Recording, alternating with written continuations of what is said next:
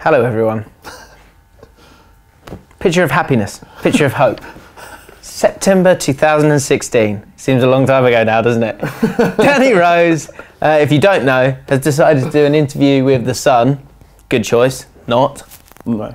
And he's decided to, and I read this is a quote direct from The Telegraph, a searingly honest interview where he's lifted the lid on his thoughts on Spurs, on his career, on everything else, and it's basically trending. I mean, Flav's a Spurs fan, so we thought we'd sit down, a bit of fan therapy, see what's going through that incredibly knowledgeable mind of yours.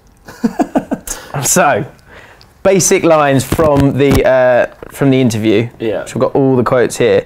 He's not held back. No, he's not. In lifting the lid. He's not held back. No. Sorry if I'm trivialising this a little bit, Flav. It's fine. Hit me. But okay. So he's basically saying that they need to sign at the very least one or two top players, people that people aren't googling. And also he's saying that he's not paid enough. Right. So first one, that's fine.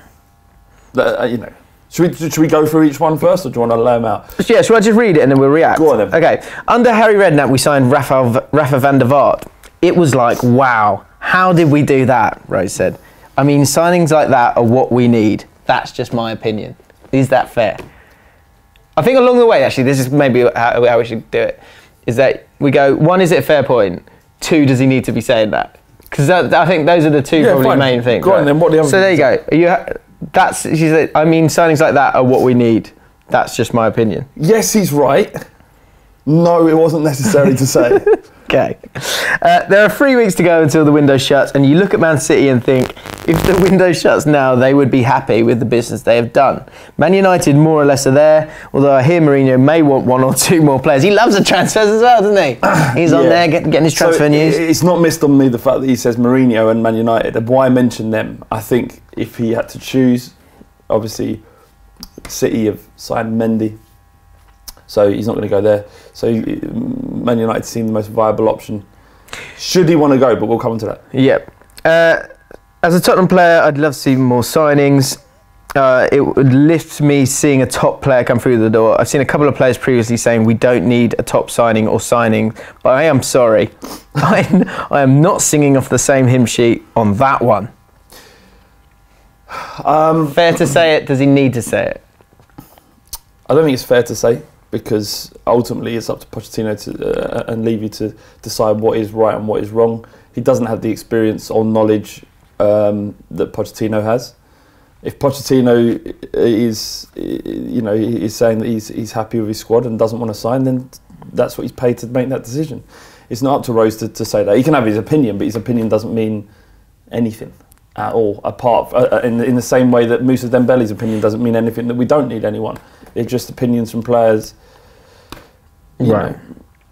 Okay. I think actually, if anything, it probably means that Danny Rose cares a little bit more, because the easiest thing for him to say is nothing. Is nothing, or it's the easiest thing to him to say is, you know, the squad's fine as it is. Yeah. But he clearly wants to progress. He wants to succeed. He wants to see good players arrive, and that's a positive thing. And this is symptomatic of his style of play and the way he plays on the pitch. He expects a lot from everybody on that pitch. There was one instance where Dele Alli, we were 4-0 up, 3-0 up, I think.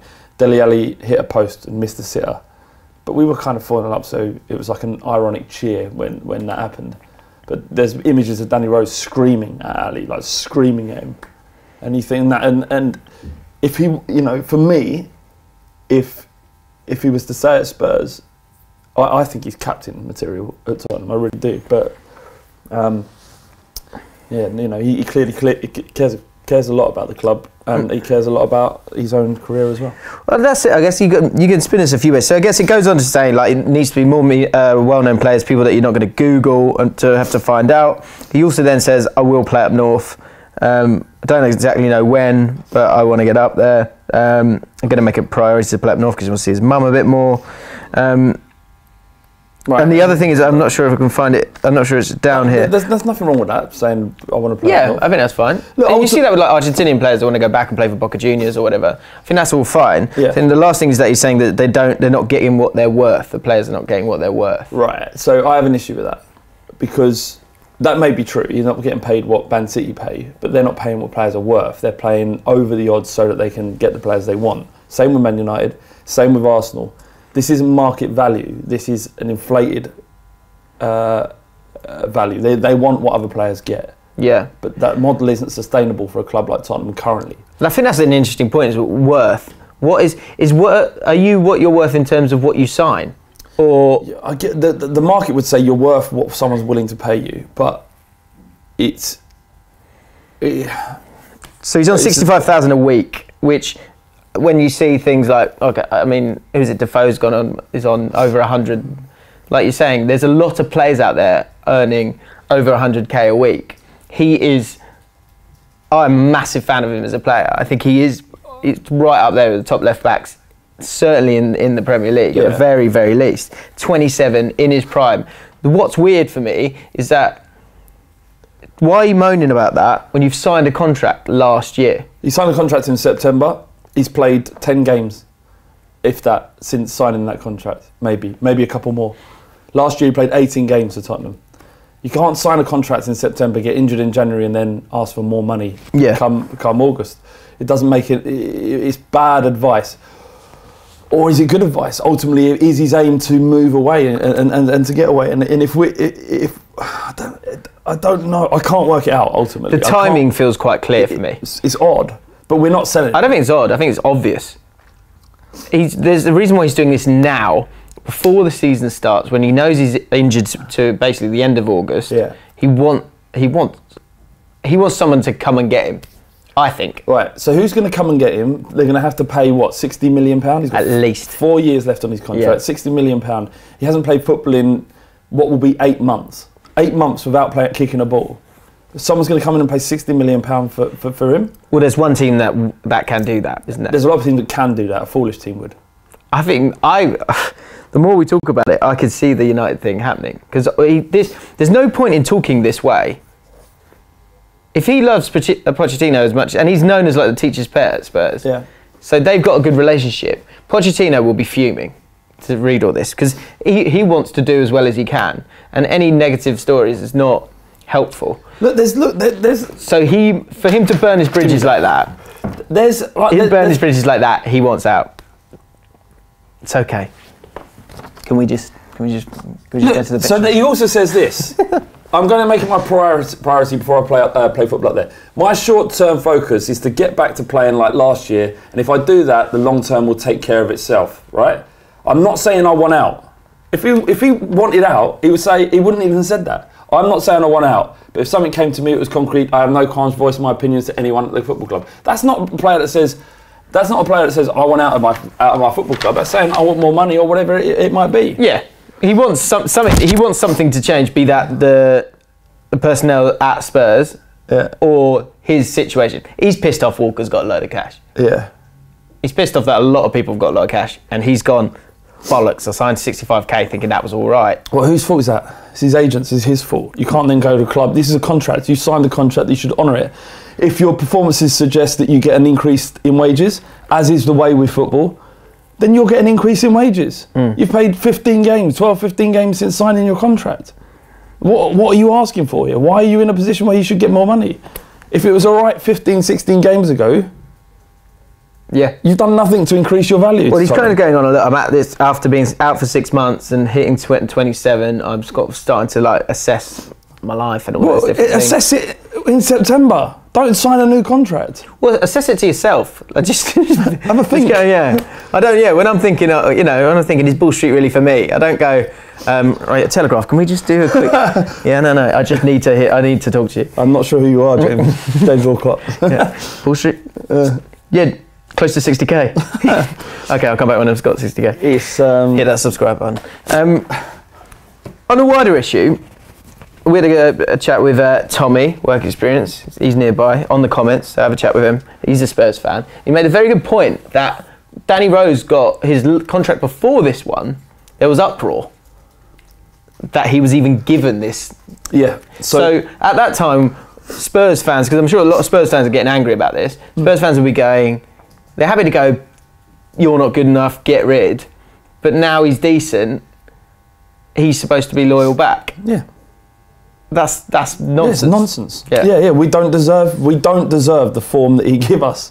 When he signed a contract, the reaction on Twitter was ridiculous.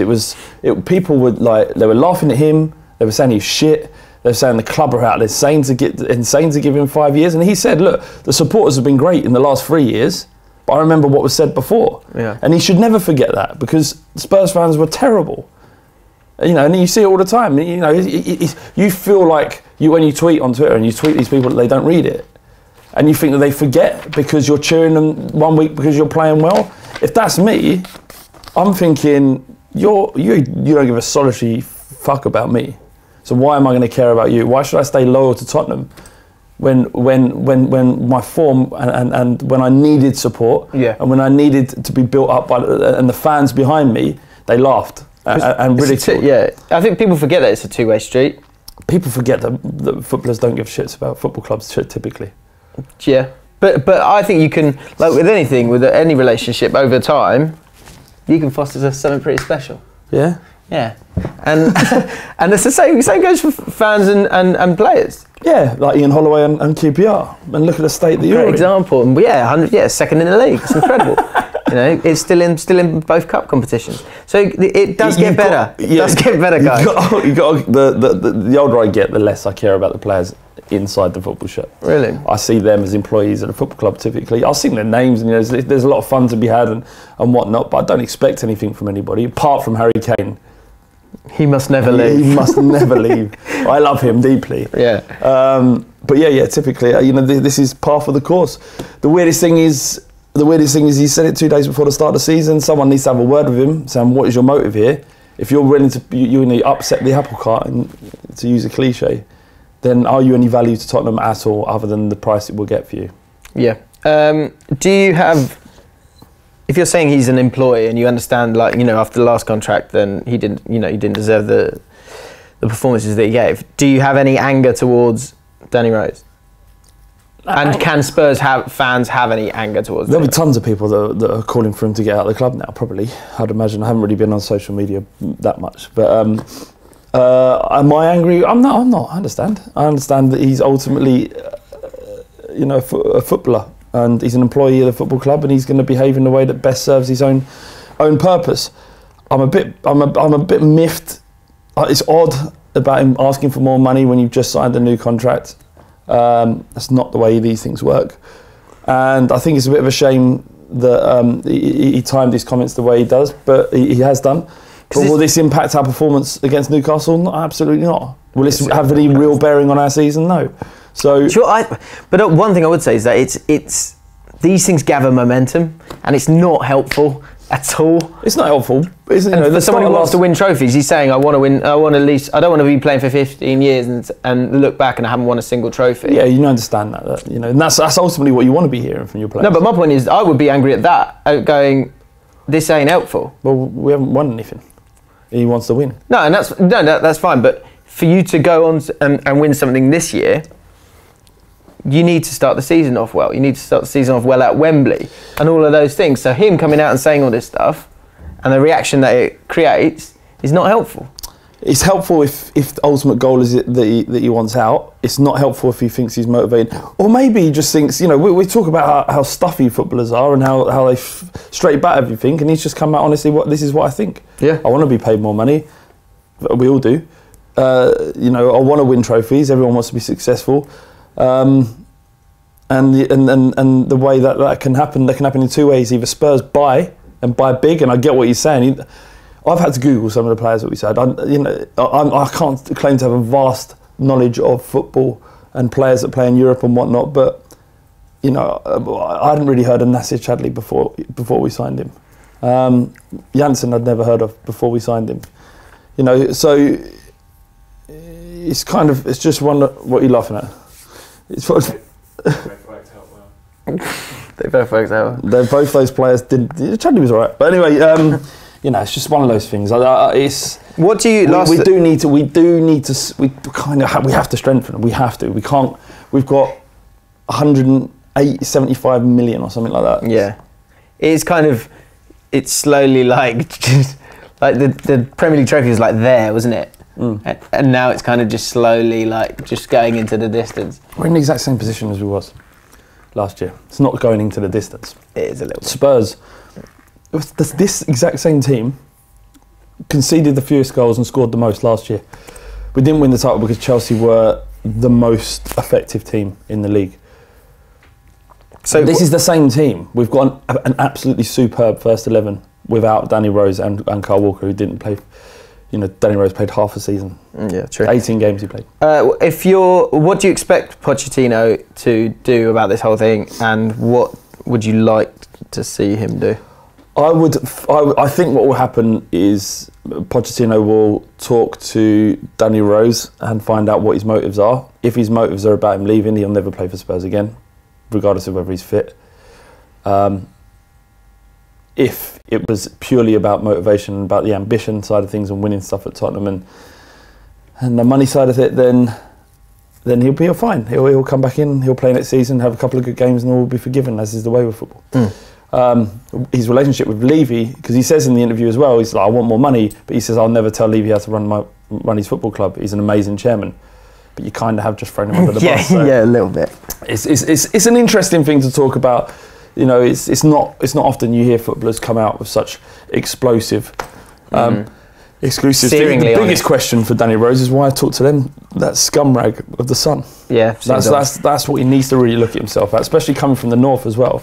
It's not like they aren't aware of the damage the Sun's done previously. So. And you know, if you go to the Times or the Guardian or whatever, it's going to be, you've got more chance of it being reasonable and not taken out in these bullet points. Well, you saw the back page. Danny Rose, his new hairstyle, bullet points, Spurs, and then I haven't seen all. I didn't take a good look at it because I hate that thing, but I'd imagine a cockerel cracking.